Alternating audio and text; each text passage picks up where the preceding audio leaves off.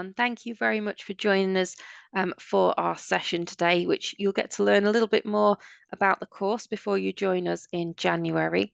We will just give it a few minutes to let all of our booked participants join and start. But I'll just give you a bit of a tour of the system first. So you should see some buttons that you can use to interact with us panelists. You've got a chat button. Please feel free to use the chat to talk to each other as well. And then you've got a Q&A button. You can use the Q&A button if you do want to ask any questions to us panelists too. You'll be able to see questions asked by other attendees. So if you do want to upvote any, if you've got a similar question, check those out, and we might also be typing a few answers as we go as well. The session's recorded, nothing to worry about. So if your internet does drop or you do want to re-watch any sections, we'll be able to share out a copy of the recording later as well. But we'll introduce ourselves now. So thank you for joining us, giving up your time today, wherever you are in the world. My name's Kat, and I work in the marketing section in the international office. Hi everybody, my name's Jess and I work with Kat in the international office. And my name's Ben. I'm the program leader on the MA International Relations. Brilliant. Thank you so much. So you're in good hands today, everyone. Get those questions coming through. This is the perfect chance for you to, again, ask Ben direct questions about the course, what to expect when you're here. You're going to find out quite a bit of information today, give you a bit of a taster of what it'll be like. But I will hand the floor to you now, Ben, if you want to lead us through the session. Perfect. Thank you, Kat. I'm hoping people can see my screen. So yeah, like I said, I'm Dr. Ben Nutt. I'm the program leader on the MA International Relations. And I'm going to kind of put together a short session for us just to look at the interrelationship between international relations and popular culture, which is hopefully something you're interested in and familiar with. There'll be a few kind of options to share kind of ideas, so please do pop those in the chat, and I'll be putting some stuff in the chat as well for us to use as we go through, and I'll use it as a kind of a brief chance to give a little bit of an overview of international relations as a discipline as well. So yeah, the session is going to look at that interrelationship between international relations and popular culture, which is both a kind of topical issue, but also an area that's a little bit under researched and under kind of utilized perhaps within international relations as an academic discipline. So I guess we'll start with this kind of question of what is international relations. This is something that you've all picked to come and study. There are many different definitions and many different areas to kind of focus on here, but what is it that you'll actually be looking at? Why is it important? What kind of topics can you expect to kind of cover as we go through? So when international relations as a discipline began at the end of kind of World War I, or in that interwar period between World War I and World War II, there was a kind of an attempt by a series of historians, a series of lawyers and ex-diplomats to explain how the world works and explain why the world descended as it did into war. That has since developed, and ideas about international relations have kind of transitioned as the world has changed. And quite broadly, we interpret it as relations and interactions amongst global actors. So there are a variety of what we call actors, or kind of components of the global system, different people who operate in different areas, and they conduct things in different ways. Okay, so they can and often relate to things that we might recognize as states or countries. So they are our first kind of call of international actors. And when we think about countries or we think about states, they quite often interact with each other in a number of ways, but these are just three that I've come up with. So the first is diplomacy. Obviously, a Trump Kim Jong-un picture there that may or may not repeat itself in the coming years. We have wars and we have trade. These are kind of relations that exist between countries. So in international relations, we try and explain the relations that exist between different countries. Alongside states or alongside countries, we have international organizations. So this is the UN, United Nations headquarters in New York. They exist around a variety of areas, operate in this kind of system of global governance, allow countries to interact and cooperate with one another to solve global problems. We have what we call internationalized non-governmental organizations. So they tend to have a specific focus. It might be environment, it might be animal welfare, it might be healthcare, it might be human rights, it might be war and the protection of the vulnerable in war. So the International Committee of the Red Cross and the Red Crescent. It might be healthcare through Médecins Sans Frontières, human rights through Amnesty, environmental issues through Greenpeace, the World Wildlife Federation, more kind of poverty-related aspects through Save the Children, Oxfam. I've purposely kind of chosen westernized kind of ideas there to kind of paint this picture of the damaging impact potentially of international non-governmental organizations as well and what they're for. You might be much more familiar with some non-Western ones, which is great. So we look at how these non-governmental organizations interact with others within the global system and also other kind of aspects within the global system, interact with countries, interact with each other.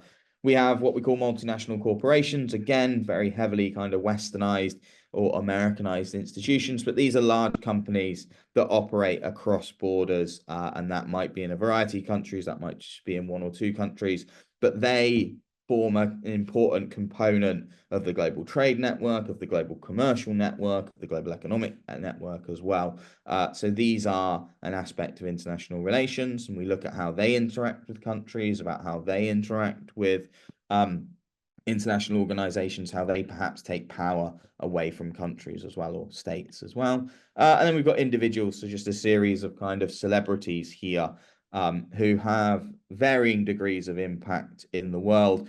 And this acts as a kind of a nice bridge, really, as does the Donald Trump picture there, to our next aspect, which is the relationship between international relations and popular culture, because it's in this area of celebritization that we get a real kind of indication of what celebritization perhaps looks like, and what popular culture impacts within global politics. So what is popular culture? Popular culture is generally described as the mass culture of a society, or more broadly kind of could be the mass culture of the global society or of international society, but mainly within a political community, and how the ideas, the values, the narratives of that country are portrayed through a variety of different areas and how they're reflected in how different countries operate, and within a culture, a mass culture, if you would say that, of a particular country. We have just some examples here, can be sports.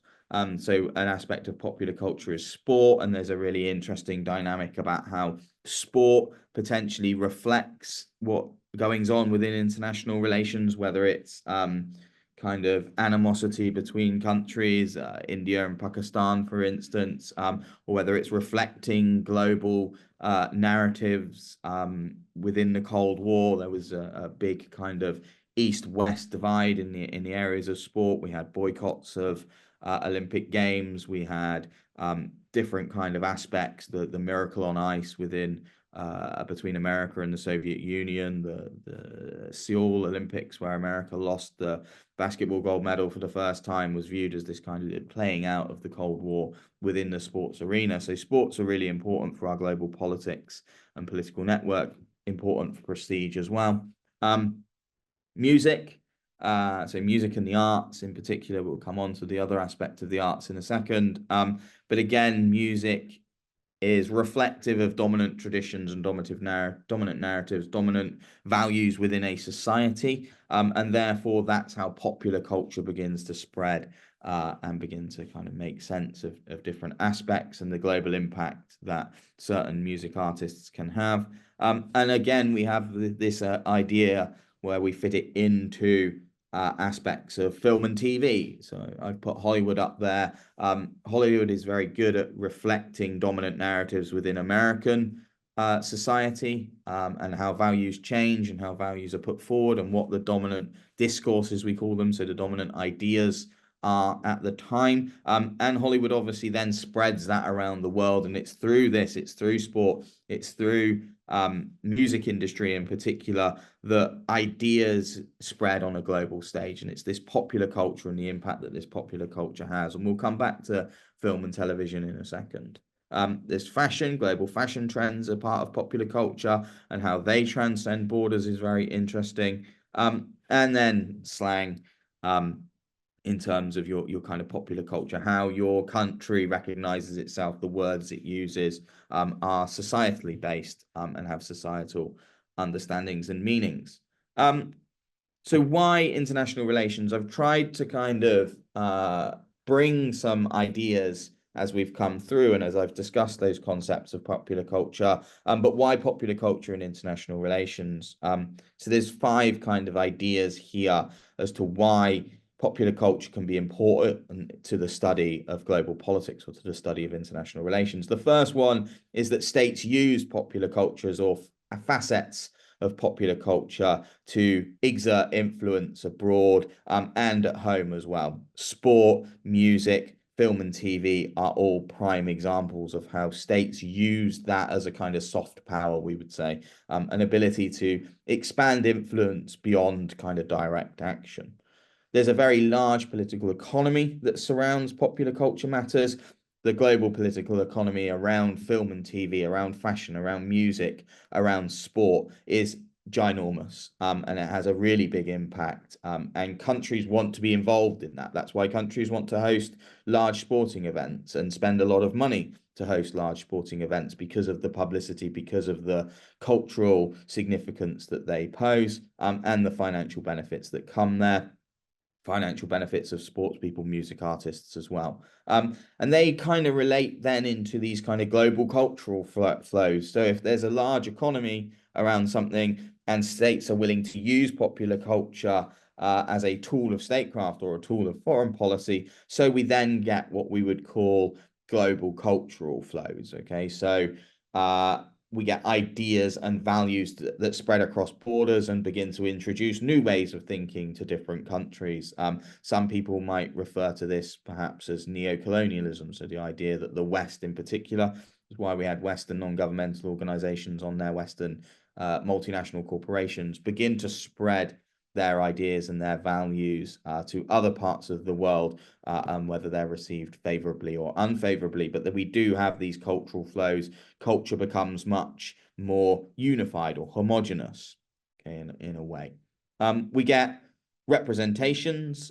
So representations are is this kind of idea that the way we understand the world, or the way the general public understands the world, often comes through what the media present and what popular culture aspects represent. So what, for instance, a lot of people know in America about, for instance, the Israel-Palestine conflict or situation, quite often comes from what they've seen within the media and what they've seen within popular culture aspects, such as film and TV documentaries. Not as many people read the kind of the news and aspects like this, and they will take note of what perhaps music stars or other celebrities are saying. So that's where this popular culture issue becomes very important, and where these representations become important, because our understanding is linked to what we see in other areas.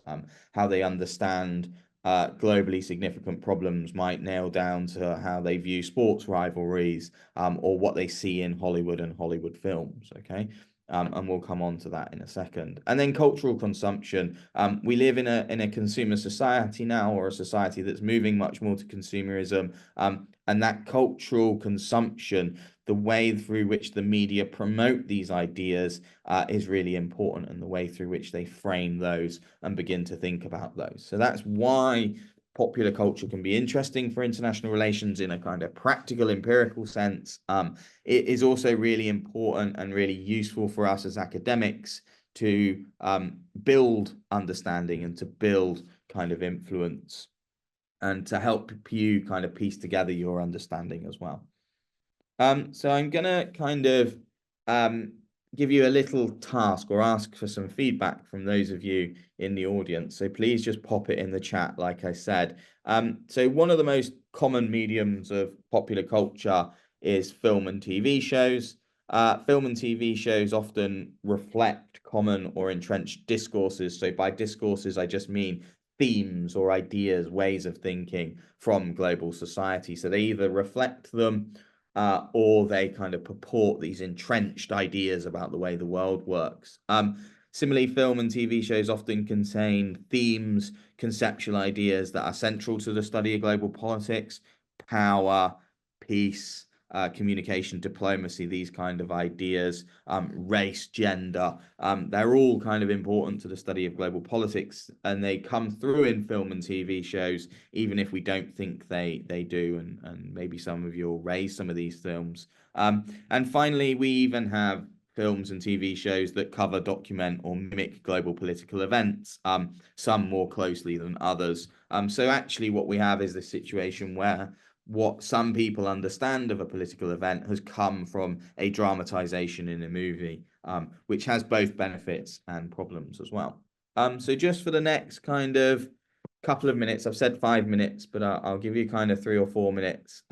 If you can think about a film or TV show that you've watched, and explain how you think it links to matters concerning politics or international relations. So we can use both kind of domestic politics and international politics as well. So just think about something that you've watched, and whether or not it has an international relations, kind of international politics kind of angle to it, let's say. And I'll give you kind of a couple of minutes to just kind of pop the films in the chat, and some ideas that surround them. At the very least, pop some films in there that you've seen or TV shows, please. And I'll give you a bit of time.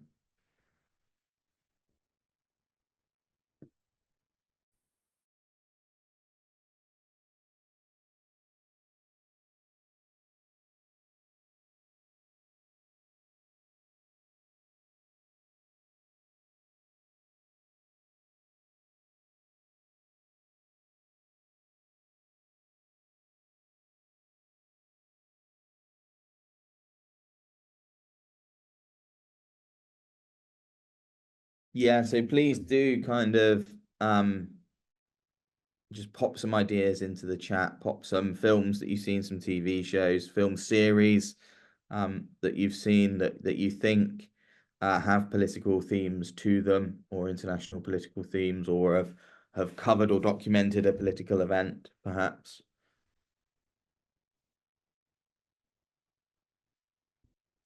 And I can kind of talk through them and some different ideas.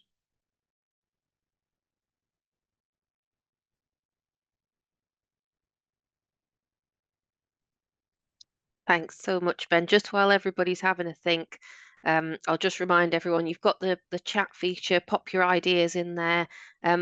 No idea is a bad idea. We'd love to hear from you. Get interacting with us, and this is the perfect chance to see what it's like being in a lecture as well at Hearts, but obviously virtually. I can see some coming through now, which is brilliant. So thank you, everybody. Yeah, no, thank you. Yeah, and this kind of tests my knowledge now. Yeah, the pursuit of happiness, obviously clearly has kind of IR kind of concepts of kind of poverty and but also kind of desire and those kind of aspects as well. The morning show, you'll have to excuse me, I'm not familiar with that one. Did you want to kind of expand perhaps on that a little bit? How it perhaps relates to international relations or politics, what kind of topics or concepts it emerges or develops. I've not heard of that one either. No. So that one's new to me. I'm So yeah, rapidly Googling. yeah, I'll add it to the watch list as well. Yeah.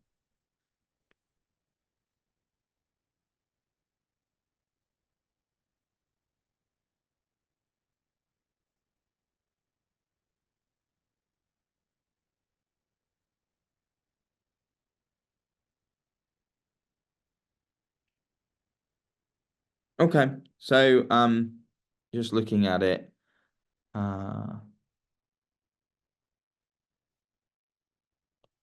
um, it kind of covers issues of kind of global kind of cultural movements or significant kind of equality movements, so the Me Too movement. So it has kind of very much, yeah, yeah. So it has this very much kind of popular culture angle to it in terms of a kind of rise and builds up these kind of big social issues that are really important. So that's kind of reflective of how kind of TV shows kind of interact themselves through celebrities as well to kind of give weight to things.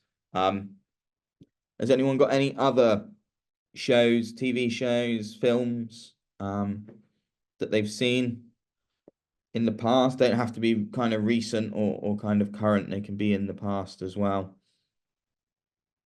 that they think could be used to kind of explore international relations, even if there are any that have kind of a close relation to kind of international relations or aspects of global politics, or any that people have seen that cover particular issues or particular events.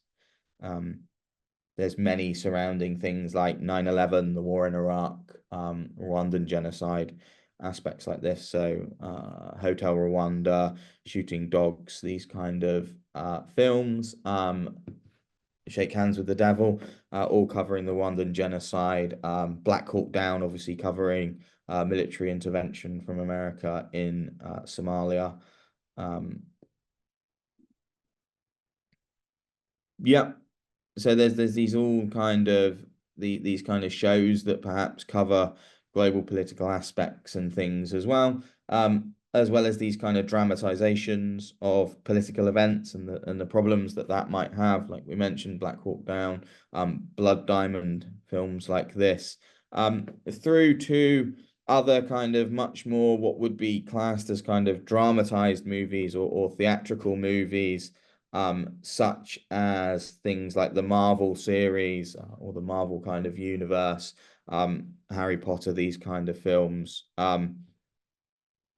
Yeah, so and the kind of the interesting kind of aspect there is that what a lot of people understand from the conflict and get from the conflict is portrayed through this kind of popular culture aspect.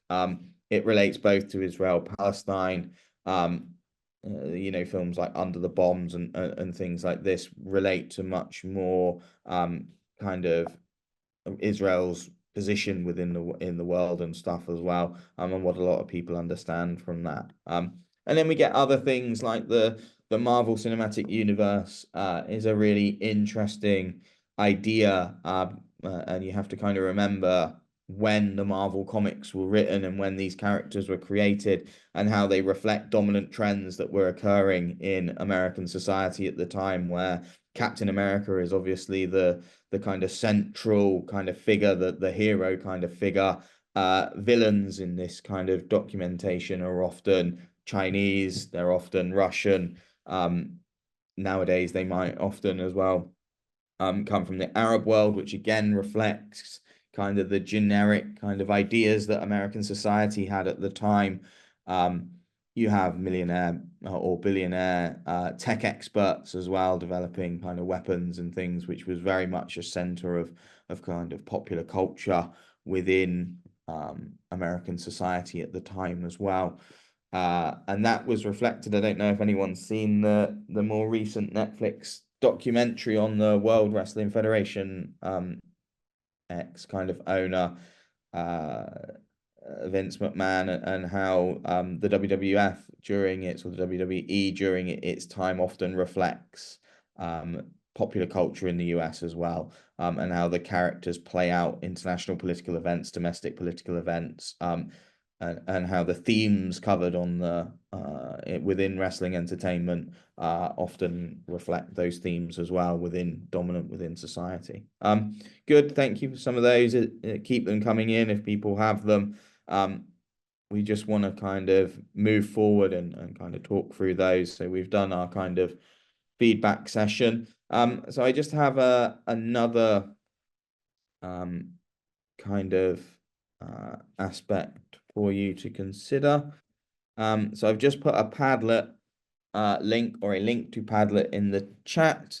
Feel free to add your films and things to there. But also to think about this next kind of, this next kind of topic or kind of idea, which is very much about the role of the mass media, the role that the mass media plays, and in particular social media more recently, in the spread of popular culture, and driving popular culture and keeping the relevance of popular culture and spreading those ideas and facilitating those ideas around the world. So we have this idea that the mass media and social media is one of the primary drivers of popular culture, always has been, whether it's used as a means to communicate with the society, so to put them in touch with these cultural aspects, or a facilitator to what culture is actually popular. So is it a case that the media just reflects on what's happening in society, or does the media decide what should be popular? That's open for debate, both within global politics and domestic society as well. And they work in combination with large marketing movements and the capitalist networks around the world through these multinational corporations and other entities, to create this kind of popular culture industry, or this idea that culture and mass culture is an industry. And I wanted you to think about kind of internet memes and memes that you might have seen just over the next, I've said 10 minutes there, but we'll just kind of narrow it to 5 minutes. So think potentially of internet memes that you've seen. Hopefully you might be able to find them and post them on the Padlet I just put in the link. Or if you can just kind of describe them to us in the comments about why you think these internet memes are important to describe a core aspect of politics, or you could just go more general and give us your thoughts on memes and how they relate to politics and international relations, and whether they're useful and what you think their role might be. So again, keep them coming through.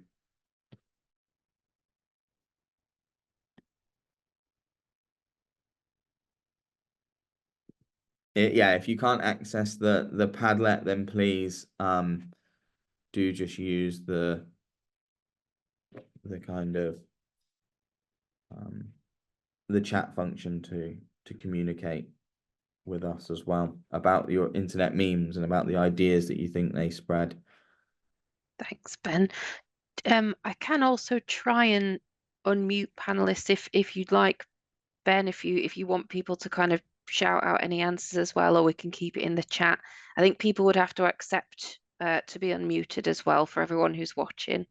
Okay, I think we can leave it as it is. I think that's Okay. kind of fine. Just trying to get the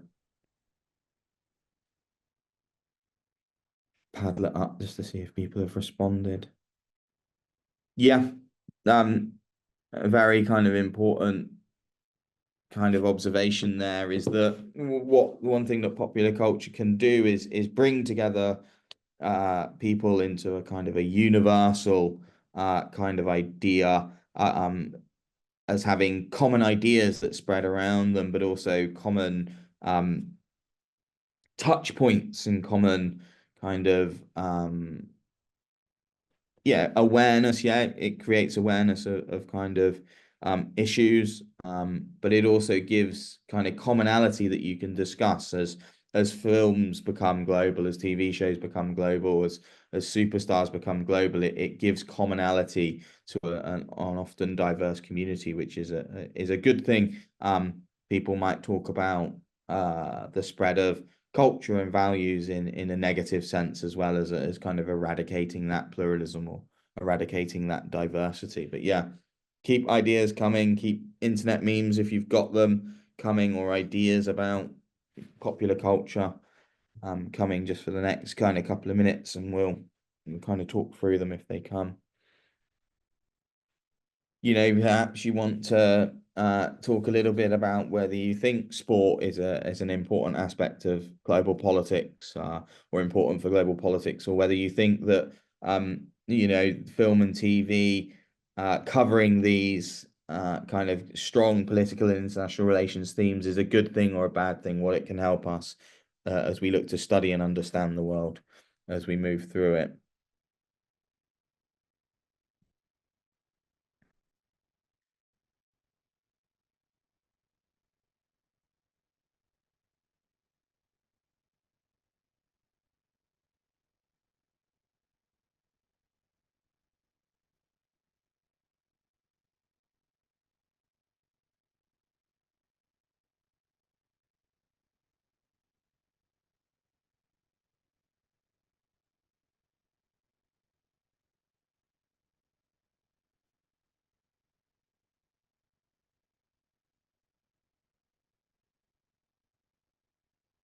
again, just a couple more minutes.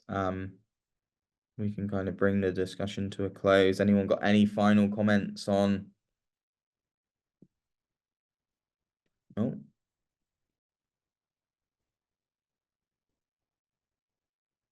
Yeah, so Joan, thank you for that.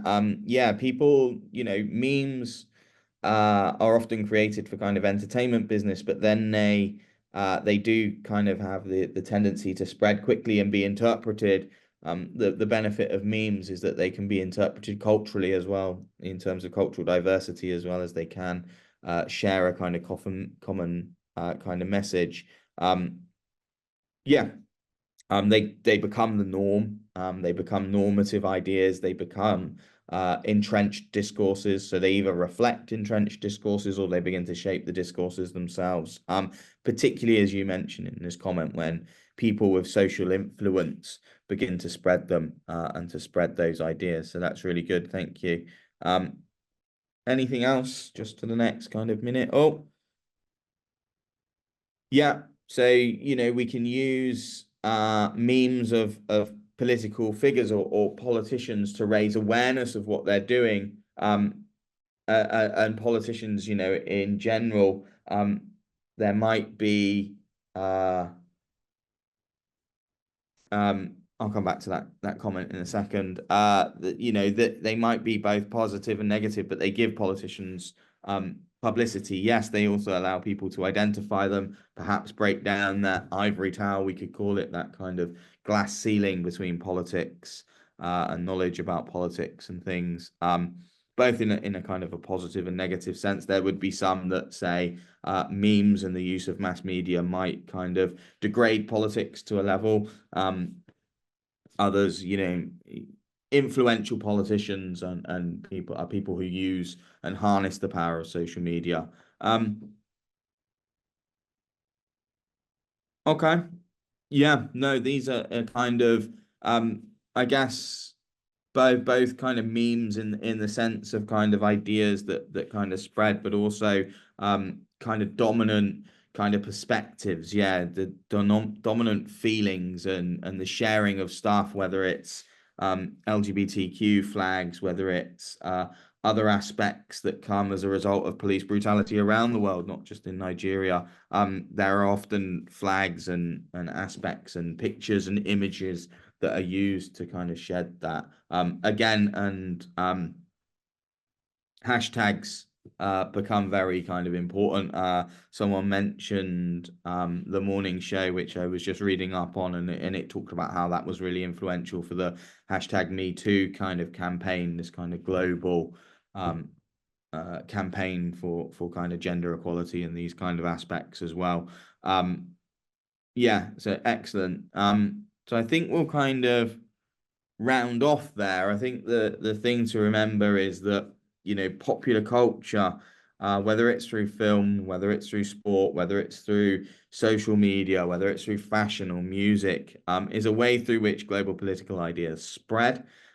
It's a way through which they entrench, and it can be extremely influential. And to not forget them when we enter into the realm of international relations, and we begin to discuss ideas. And hopefully you'll find yourselves, as you study international relations and you go through your kind of degree and your program, you might find yourself beginning to identify central themes and narratives within the films that you watch. Okay. So I think we'll kind of bring the discussion aspect to an end. Feedback we've done. So I guess my big thing now is if people have questions about the course or about the program or about studying at the University of Hertfordshire, studying in general, politics and international relations, or just studying in the UK, or questions about the university itself. I'll stop and invite. Thank you so much, Ben. I loved that. It was absolutely brilliant. And I have got a few questions to ask you, Ben. So whilst you're thinking of your questions, everybody, you can be posting them in the Q&A section, and then I can direct them either to Ben or to Kat, depending on what the question is. But Ben, I've got some questions that we've had in previous webinars that I thought I'd ask you because they're really useful questions. And so the first one actually would be for both Ben and Kat as well. So what would your top tips be for new students joining us for this upcoming intake? So I think the big one for me is to familiarize yourself with your course, and familiarize yourself with what's available at the university. The university have lots of services, and aspects connected both to the course, both to academic study, but also to kind of just social aspect of university, and also assistance in terms of settling into society. So it would be familiarize yourselves, go to as many of the introduction sessions, the welcome sessions that are organized, and do arrive if you can, and kind of, we know there are often visa problems and things like this and delays, but to arrive as early before your course actually starts in its teaching, because that settling in period is really important. Thank you so much, Ben. Yeah, great tips there. Sorry, Kat, what were your top tips for new students? Yeah, really good. I guess then I was going to say what Ben said, but separate to that, just make sure that you've got some sort of organization for yourself. So you've got to organize yourself with deadlines for your courses. When's your coursework due? When of your lectures? Make sure that you've got a plan for that. And also organization around your budgeting as well. So there's some great resources out there that we've got on the website for students. Make sure that you're checking those out. Set yourself a budget plan, keep track of it, and make sure you stick to it as well, just so you don't end up in difficulties either where you've forgotten to do an assignment and you're trying to do it last minute. You're never going to get the best grades that way. And then also for your budgeting, so you don't end up in any financial problems as well. So just organization in general. And sorry, Jess, I would just add communication to that as well. Don't be afraid to communicate with your academic staff, with the assistant, the support staff at the university. If we don't know that there's problems happening, or we don't know that you don't understand something on your course, or that something has happened and you need some help or assistance, if you don't communicate with those with us, then we can't put provisions in place to help you. So as a program leader, I can help you with most things academic related. But if you communicate other issues with me, I can reach out to other groups as well, whether it's the international office, the student immigration team, whether it's the support, the chaplaincy, to provide that assistance to you as well, and help you as best we can. That's brilliant advice. Thank you so much, Ben. And I know that we do a webinar, don't we, Kat, with all the different support services available on campus. So yeah, really crucial for everybody to be aware of that and know where they can go for help as well. But brilliant to start with going to your program leader as well. Thank you. Ben, I've got another question that's a kind of frequently asked question, whilst everybody's having a think about some questions they want to ask as well.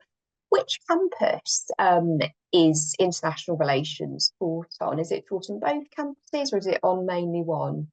So certainly these are January entry students, aren't they? So certainly for this upcoming semester, and we don't know of any plans otherwise, we're taught on the College Lane campus, which is, I guess it's considered the main campus. It's the one where a lot of the student union buildings are. It's one where the Hearts Hub is. It's one where the immigration team are. So it's the very central. I always feel it feels much more like a university campus than perhaps the de Havilland campus does, which has a bit more of a public opening to it. But yeah, so we're on the College Lane campus. All your classes will be on College Lane. And all the support services as well. Your academics are based on College Lane as well. That's brilliant. Thank you so much, Ben. I'm based on College Lane and it is my favourite, but I think I'm a little bit biased. But also really good for you all to be aware as well. So when you're thinking about booking your accommodation, then you can book on College Lane campus. You can also book on de Havilland, and they take, I think, about 20-25 minutes to walk between the two as well. So I've got a question for you that, again, it's a frequently asked question. So, you can post your questions in the Q&A, everybody, but if you don't have any, I've got a few that I can ask that we've had from previous webinars. Pat, can you explain to us the applicant journey, and what applicants should be doing at different stages as well of the application admissions process? Yeah, absolutely. And brilliant question. I know everybody who's watching this session will be at slightly different stages. So, um, your first step, which I'm sure you all have done, get your application in and check out what the conditions are on your offer. So, usually the admissions team will email this to you and it'll have anything that you need to do. So usually it'll be things like clearing your academic certificates. You might need to send in copies of your transcripts, copies of your English language test results, or you'll also need to pay your deposit. So your deposit is £5,000. That goes towards your first year tuition fees. We do recommend send your deposit through as soon as you can, just because then admissions can progress you to the next stage. And then once your deposit's in and cleared, you've cleared all the academic conditions on your offer, you might also be invited to then take part in a sponsorship interview, which will be over a telephone call, and or maybe financial checks as well. So these are all just making sure that you've got everything ready that you'll need for your visa application and you're not at any risk of getting a refusal that we could have avoided for you. So just keep an eye on all your emails from admissions. They'll tell you what to do next, what's upcoming. And if you're ever unsure, just reach out to us in the international office. We're more than happy to help you and make sure you know what you need to do next as well.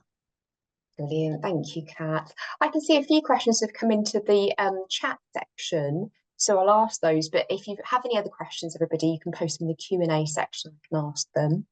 Ben, are you able to give us a bit of information or kind of a brief overview of the two different pathways to international relations? And someone said they really want to know about the 2-year part-time option, because they don't really understand the 30-week university study with kind of a work placement part-time. So if you're able to give us a brief overview of that, that'd be brilliant. Yeah, of course. So we offer two kind of different routes with three different pathways. As international students, you're not eligible for the part-time study that tends to be more focused for kind of home-based students who want to work full-time alongside their studies or just kind of spread it out a little bit. But we have these two pathways. One is called the extended pathway, one's just called the kind of traditional pathway. The traditional pathway is 1 year. So you would do, I think as it stands, you do 4 modules in the first semester, 4 modules in your second semester, and then your dissertation in the final semester. For January start students, that's a little bit different just because of the way it falls. It's still the 12-month period. We would encourage you to do a great deal of work on your dissertation over the summer period where you have a break. So you would join in semester B, do 4 modules, then have a break where you should be working on your dissertation, and it's still considered as kind of full-time university kind of study to work on your dissertation. And then you come back for the final kind of semester where you submit your dissertation and take 3 additional modules. The placement work placement one isn't available for students joining in semester B, so joining in January. So that's only available for students who join in September. So if that's something that you're interested in, you might have to defer your entry to our semester A entry, just because the procedures that we need to go through to put this into place don't kind of operate. But effectively, that's a 2-year program, a 2-year full-time program. The first year is effectively the same as your 1-year students, apart from you don't submit your dissertation. So you have semester C, where ideally you then go on placement for a minimum of 30 weeks. We have procedures to help you kind of secure placements through the careers team and the placements team. And then you come back at the end of that placement, complete a short kind of report, either oral or written, whatever you want to do, on your placement and linking it to the kind of subject matter, and then you submit your dissertation as well. There's another extended route, which is my personal favorite route, which is the advanced, we call it the advanced research route. And what this route allows you to do is you study kind of full-time for the first 2 semesters. You then have a vacation period, which means that you can work full-time in the UK or you can go traveling. You then come back for semester A, where you take a module specifically designed to help you with your research skills and your dissertation. You then take, or at the moment, you then take a a kind of a much more vocational course with me on preparing kind of study skills and work-based skills, transferable skills to go out into the workplace. We have sessions with the careers team on writing CVs, about using skills you've developed in your program for writing cover letters and things. And then you submit your dissertation at the end of that second year. So that advanced research route just gives you a lot of opportunities, whether it's to work, whether it's to travel, whether it's to perhaps do a shorter placement in the middle of your kind of degree, and then it gives you that little bit longer to work on your research project. So that's kind of a brief overview of the kind of options available. That's brilliant. Thank you, Ben. That links with a question that's come into the Q&A section as well. So thank you for posting a question in there. And they said, with the advanced research program, is there a placement option available? From what you've said, it sounds like there isn't a placement option available. There Would they isn't. give... No, sorry, Ben, you go. No, so there isn't a placement opportunity as in an official one, but you do have that. So if you joined in semester B, so if you joined in January on the advanced route, again in semester C, you would have a vacation period, which means that, you know, we have had students on the advanced research route that have used those 3 months to do a placement, whether that's at the university, a slightly shorter one, or a local organization, to kind of build up them employability skills as well. So while it's not officially recognized as a university placement, there are opportunities, and students have used that time opportunity to gain kind of practical experience as well. That's brilliant, and that's really worth our students knowing as well. Thank you so much, Ben. Kat, I've got a few questions. So we've still got some questions in the chat.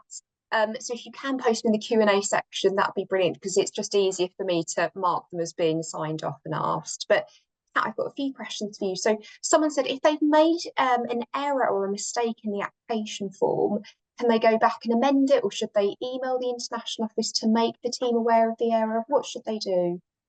Thanks, Jess. Yeah, if you have made a mistake and you've already submitted your form, please don't worry. What I would recommend is contact the admissions team as soon as you can. So you can send an email to international@hearts.ac.uk. If you've got an agent or you're working with one of our in-country reps, you can let them know as well, because they might be able to amend something on there for you on your behalf. But yeah, just let our admissions team know.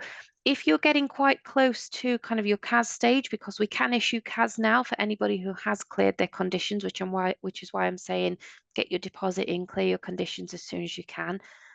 So if you're getting quite close to CAS stage, if it's something urgent that you need amending, then you can also give our UK team a call. But otherwise, just send it through on email, explain what the error is. If you need to send in any documents to highlight this, so say if you've put the wrong date of birth, send in a copy of your passport, and then we can match that up with your passport for you. But yeah, please don't worry. As long as you're letting us know what needs changing, we can sort that out for you. Brilliant. Thank you, Kat. And I have a few other questions again in the chat. So a few people have asked, are there scholarships available for our international students for the January intake? And also, in relation to the liability dates, can this be split? Can the tuition fees be paid in instalments, Kat? Are you able to give us some advice in relation to those questions? Yeah, absolutely. And it's great that you're kind of organizing yourself. What I was saying earlier about organization, you know, you're looking at liability dates already, marking them in your calendars. So this is really good. So well done. Scholarships wise, I'll answer this one first. So yes, we do have scholarships. Now this, because you'll be offer holders for this program, you will actually be able to get our £2,000 King's Award scholarship. So that's really going to help you again financially, because then £2,000 will be deducted from your tuition fees. You can use that for your maintenance amount instead. Now, to secure that that discount, again, you do need to send in your deposit payment. So get that £5,000 deposit sent in as soon as you can. Once we can see that on the university systems and it's cleared, we can assign that King's Award scholarship onto your account for you, so the finance team will know that you've got that. If you're in a position to pay your first year tuition fee in full by registration as well, you can actually also get an additional £1,000 discount on top of that 2,000 if you manage to get that. And that's for the full payment discount. So again, that's really worth doing. If you're in a position to make that payment to clear your tuition fees in full, then it means you don't have to keep an eye on the liability dates throughout the year either. Regarding liability dates, we have emailed them round to you. We'll be sending another email on the run up to start a term, and they're also on our website. But yes, if you're not in a position to pay in full to get that full payment discount, there will be set dates throughout the academic year that you need to have paid a certain percentage of your fees by. The first one is quite quick after start of term, so you need to usually paid 65% of your first year tuition fee by that date. But obviously that deposit that you're going to have paid and any discounts you've had on top of that is going to go towards that. So you might actually find there's not too much left to clear when you hit that 65%. And then usually the next one after that will usually be around May time. But again, keep an eye on them, mark them in your diary, and maybe even set a calendar alert a couple of weeks before so you can then send the payment through. Finance will keep track of you for what you need to send, but make sure that you're paying in time so it's got plenty of time to clear to hit the university account so you don't fall into kind of debt or anything. Thank you so much, Kat. Great advice there. Um, Ben, I've got a question for you from a student.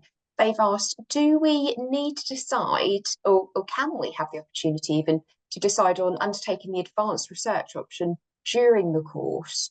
Or do we need to decide on that before enrolling on the programme? What would your advice be as a programme leader in relation to that? So I think I might need your guys' help on this, perhaps. My understanding is that it needs to be made a decision that's made before, because it has visa implications. So on the advanced research route, you would be on a 2-year visa. On the normal course, you would be on a 1-year visa. You can shorten your visa, so you can go from a 2-year visa to a 1-year visa, but you can't mid-study go from a 1-year visa to a 2-year visa. So that decision would need to be made before you joined us, I believe, because if not, you would have to stop your studies, go back away, apply for a new visa, and come back at a different time. I think Yeah, that, yeah. absolutely. Spot on there, Ben. And yeah, Ben's absolutely right, everyone. Make sure that, if after today's session, if you are thinking, oh, I wish I was on a different route, contact admissions ASAP. They can check for you, make sure that you meet the entry criteria for the other routes. And also exactly what Ben said, if you've studied in the UK before, you've had a student visa before, if you're then looking to swap to the 2-year course, they'll also want to check that you're not hitting your visa time caps or anything like that. So get those requests in early, message them straight after this session, because then we can start having a look at that for you. Thank you so much, both, and absolutely brilliant advice. Thank you. Kat, I've got a quick question for you here. Someone's said in the chat that they've learned that public transport can be quite difficult for students that are living off campus. Is there anything that the university can do to help them? And what would your advice be in relation to that and in relation to the proximity to living close to campus as well? Brilliant question. And again, I'm so pleased to see that you're doing your research into this. I always recommend people live on campus if you can. It's going to make your student experience so much better. You're not going to have any commute cost to get to your lectures. You can just roll out of bed, and your lectures are going to be straight on campus. Definitely when I was a student, that really helped my attendance level as well, because it's not going to put any barriers for you to get to your classes. Public transport in the UK, it can be quite expensive, especially if you're looking to live somewhere. You'd need to get the train to Hatfield and then a bus from the station to the campus. It's also going to add into your time as well. So this could be time that you're using towards your assignments, your private study. You could even use the LRC in the time that it's going to use you to commute. Now, I always say to people, if for any reason you can't live in on-campus accommodation, there are still rooms left, so that would be my first pick for you. But if you can't live in on-campus accommodation, you're looking off campus. One, use PAL accredited landlords. So that's a scheme that the university set up with the local council. All the properties on there, they've been vetted, the landlords have been vetted, they're in a good state of repair. The pictures match it, because I know you can't see it in person before you sign up. and any deposit that you need to pay for the accommodation is held securely. So please use them. The links are in the emails that we've sent to you as well for accommodation guidance, but also check on these public transport routes, because you'll probably find that if there's a property that's further away from campus, it looks cheaper. By the time you've added in your commute cost, the time for your commute as well, it's actually not worth it for you to take it. So again, great that you're doing your research. Take all that into account. And I strongly recommend live on campus, or at least in Hatfield itself, so you can walk to the campus. Thank you Yeah, so I much. would just add to that as well. Sorry, Jess. So from a school level or from a program level, we do the best we can to accommodate a condensed timetable. So we look at having you just a maximum 2 days, which kind of helps with commuting costs and things. That does mean that the days can be quite full, but this is kind of building off previous student feedback about times and things. We run an international welcome day or international student welcome day within the Department of Psychology, Sport and Geography. I'm actually organising that for this January for us, where our Associate Dean International, Phil Porter, provides a number of tips about public transport and things like this. But yeah, it can be kind of problematic. But from a program level, we do as much as we can, but there are other institutional provisions that can make that difficult as well. Absolutely. Thank you so much both for that information. I've got a few more questions in the Q&A, which I'll just go through really quickly. Then I'm aware that we're close to That's right. meeting 12 o'clock. So if you need to go, you can go, and then Kat and I can kind of finish off. But a few questions really quickly to ask. So someone said, in the event that I'm on a 1-year visa and I feel I need to change to part-time, would I be allowed? This question, I would say, once you're at the university, you would need to speak to our student immigration advice team, and they can support you on that. I know with part-time visas for international students, there are limitations. I don't believe you're able to work at all when you're on a part-time visa. So you'd need to speak to that team, and maybe do some research as well before you apply for your visa to make sure it's the right option for you. Kat, I've got a question, and someone said, would they be allowed to have visitors come to the university? So they've said dependents, but I think they might mean friends and family to come and have a look at the university when they're studying with us. Yeah, absolutely. You can, if you've got friends and family coming over, yeah, you can have them on campus. You could give them a tour around, take them to your favorite coffee shop. Regarding if you're living in accommodation, you can have visitors in your accommodation. You just can't have anybody actually living with you. So say if you've got, a friend, partner coming over, then you can have guests in there. You can have guests overnight as well, but you can't have someone who's actually living there with you. On-campus accommodation is only for our registered students to live in, and only you can't have any sort of dependents in there with you. Thank you, Kat. And then a question for both Ben and Kat, just for kind of your expertise on this. Are there any other benefits students are entitled to have and receive once they start studies with us? So that's our final question in the Q&A box. Kat, did you want to start? Yeah, I can start on this one. So, regarding benefits, I'm guessing you're thinking of kind of financial benefits. Now, there's no kind of payments out to you, but as a student, you will be entitled to student discounts. So again, when you come to kind of the freshers fair, the orientation week, you'll have the SU team there. They'll be able to sign you up. There's various kind of websites. So there's like Uni Days, Totem, where you can get lots of student discounts, if you're looking to buy things in shops and things. You'll also get access to your student ID, which will give you discounts in various places as well. And some companies even have like a separate student online store. So if you're looking to buy electronic equipment. But regarding kind of, I don't know if you meant sort of benefit payouts, like if you're, looking for a job, you wouldn't be entitled to anything like that sort of government funding payouts. And I guess I'd add to that the more academic university benefits.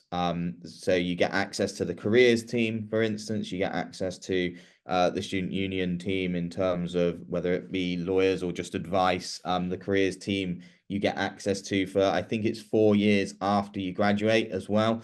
So you become an alumni, and they will continue to look over CVs, cover letters, provide one-to-one kind of advice on what to include, what not to include. They're a very excellent team to make use of, and also the academic skills.